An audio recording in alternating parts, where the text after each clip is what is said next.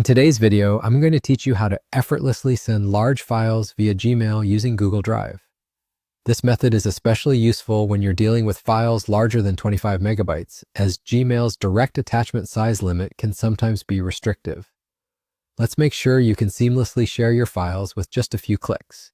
To start, you'll want to go into your Gmail account. Look for the Compose button, which is typically located on the left-hand side of your Gmail interface. Click on it to open up a new email window.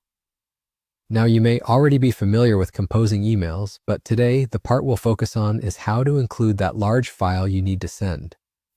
Once you're in the Compose window, direct your attention to the small row of icons at the bottom. There, you will find one that resembles a triangular Google Drive symbol. This is your go-to button for adding large files. Click on this Google Drive icon, and you'll see a little pop-up within your email window. Here's where the magic happens. Next, in the pop-up window, you'll notice an option that says Upload. This is the option you'll want to select to browse for the file you need to attach. Click Upload, which will allow you to access your computer's files. Now simply browse through your folders and navigate to find the file you wish to send. Select the file and click the necessary buttons to bring it into your email. If your file exceeds the 25 megabyte threshold, that's perfectly fine.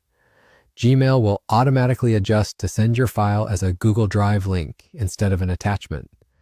The experience for the recipient remains just as smooth because they'll receive a convenient link to access your file.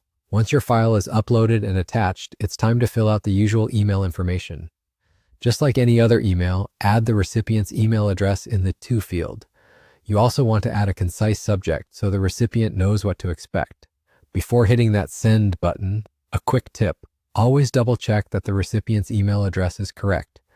This ensures your carefully composed email arrives where it should. And that's it.